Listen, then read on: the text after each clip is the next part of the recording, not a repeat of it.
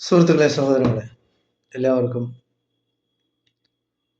News Kerala TVM-ലേക്ക് സ്വാഗതം. വളരെയധികം വേദനാജനകമായ ഒരു വാർത്തയുമായാണ് ഞങ്ങളുടെ മുമ്പിലിരിക്കുന്നത്. നടൻ ശ്രീനിവാസൻ അന്തരിച്ചു. കുറെ കാലമായി അദ്ദേഹം അസുഖമായി കിടപ്പിലൊക്കെ ആയിരുന്നു. കൂടെ കൂടും കുറയും, അങ്ങനെയായിരുന്നു. സംസാരിക്കാൻ അദ്ദേഹത്തിന് ബുദ്ധിമുട്ടുകളൊക്കെ ഉണ്ടായിരുന്നു. എന്തായാലും നടൻ ശ്രീനിവാസൻ നോ മോർ, അദ്ദേഹം അന്തരിച്ചു. അപ്പോൾ മലയാള സിനിമയിൽ ഒരു ബഹുമുഖ പ്രതിഭയായിരുന്നു അദ്ദേഹം. നടനെന്ന രീതിയിലും തിരക്കഥാകൃത്ത് എന്ന രീതിയിലും സംവിധായകൻ എന്ന നിലയിലും അദ്ദേഹം ഒരുപാട് കാര്യങ്ങൾ മലയാള സിനിമയ്ക്ക് വേണ്ടി ചെയ്തിട്ടുണ്ട്. മലയാള സിനിമയിലെ നായക സങ്കല്പങ്ങൾക്ക് ഒരു പുതിയ മാനം കൊടുത്ത ഒരു വ്യക്തിത്വമാണ് നടൻ ശ്രീനിവാസിൻ്റേത്.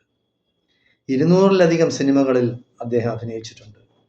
കഴിയുന്നത്ര അദ്ദേഹം ആർക്കും അലോസരമാകുന്ന രീതിയിലുള്ള പ്രവൃത്തികൾ ചെയ്തിട്ടില്ല. ആരുടെയും ഹൃദയത്തിന് മുറിവേൽപ്പിക്കുന്ന തരത്തിൽ അദ്ദേഹം പ്രവർത്തിച്ചിട്ടില്ല.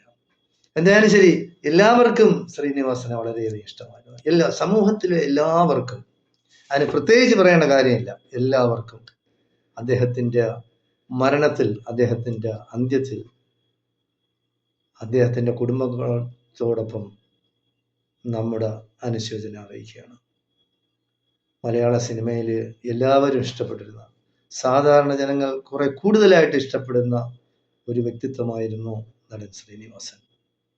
നമ്മുടെ നാട്ടിൽ നടന്നുകൊണ്ടിരുന്ന ചെറിയ ചെറിയ സംഭവങ്ങളെ കോർത്തിണക്കി തിരക്കഥ രചിച്ച് പുതിയ സിനിമകൾ ഇറക്കി അത് ഹിറ്റാക്കിയ ഒരു കലാകാരനാണ്. പ്രിയദർശൻ ശ്രീനിവാസൻ ടീം എന്ന് പറയുന്നത് കുറച്ചുനാൾ മലയാള സിനിമയിൽ ചരിത്രം സൃഷ്ടിച്ചിട്ടുണ്ട്. ഒരുപാട് ഹിറ്റ് സിനിമകൾ പ്രിയദർശൻ ശ്രീനിവാസൻ ടീമിൻ്റെതായി മലയാള സിനിമയ്ക്ക് സംഭാവന ചെയ്തിട്ടുണ്ട്. അപ്പോൾ 200-ലധികം സിനിമകളിൽ വ്യത്യസ്ത ഭാവങ്ങളിലാണ് അദ്ദേഹം അഭിനയിച്ചിട്ടുള്ളത്.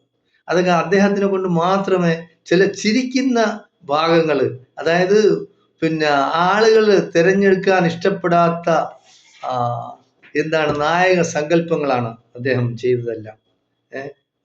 ഒരു നടന്മാരെടുത്ത് കൊടുത്ത ഇതെനിക്ക് അഭിനയിക്കാൻ വയ്യ എന്ന് പറയുമായിരുന്നു. കാരണം അദ്ദേഹം തിളങ്ങി നിൽക്കുന്ന സമയത്ത് പോലും അങ്ങനെയുള്ള റോളുകൾ കൈകാര്യം ചെയ്യാൻ അദ്ദേഹത്തിന് യാതൊരു വിഷമോ മടിയോ ഉണ്ടായിട്ടില്ല.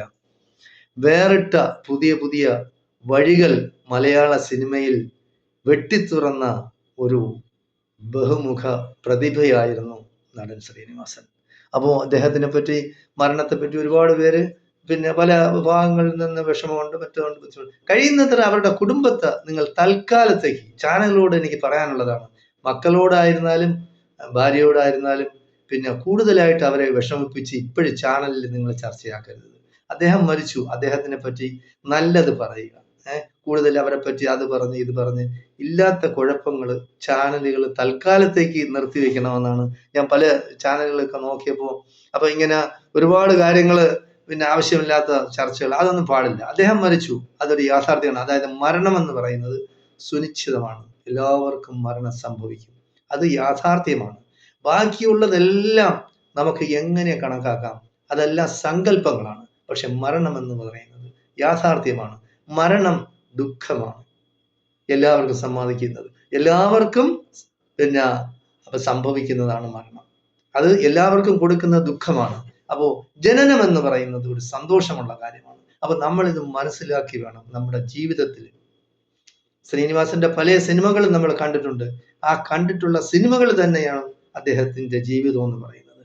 അപ്പോൾ നമ്മളെല്ലാം ഇത് മനസ്സിലാക്കി വേണം സമൂഹത്തിൽ ജീവിക്കുമ്പോൾ ആളുകൾക്ക് കഴിയുന്നത്ര ബുദ്ധിമുട്ട്, വിഷമം, അവരുടെ ഹൃദയത്തിന് വിങ്ങലുണ്ടാവുന്ന പ്രവൃത്തികളും സംസാരങ്ങളും അങ്ങനെയുള്ള കാര്യങ്ങൾ ഉണ്ടാകരുത്.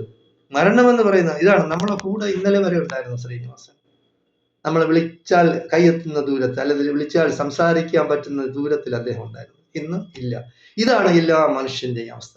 അത് മനസ്സിലാക്കി ജീവിക്കണം. എല്ലാവരും അത് മനസ്സിലാക്കണം.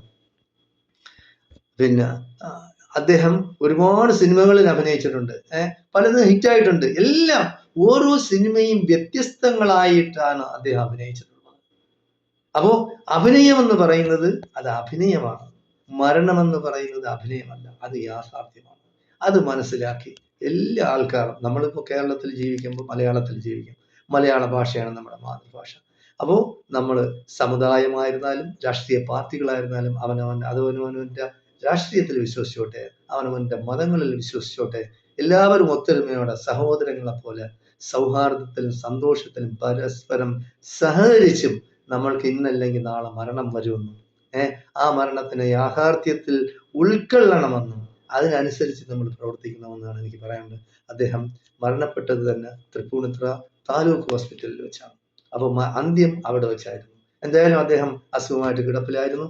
അദ്ദേഹത്തിൻ്റെ ആ മരണത്തിൽ ഞങ്ങൾക്കുള്ള ഖേദവും ഞങ്ങൾക്കുള്ള അനുശോചനവും ആ കുടുംബത്തെ അറിയിക്കുകയാണ്. മലയാള സിനിമ എന്ന് അമ്മ എന്ന് പറയുന്ന സംഘടനയുണ്ട്, എല്ലാമുണ്ട്. അവരെല്ലാം നമ്മുടെ വിഷമവും നമ്മുടെ സങ്കടവും നമ്മുടെ അനുശോചനവും അറിയിച്ചുകൊണ്ട് ഞാൻ തൽക്കാലം വീഡിയോ നിർത്തുകയാണ്. നന്ദി, നമസ്കാരം, ജയ് ഹിന്ദ്, ജയ് ഭാരത്.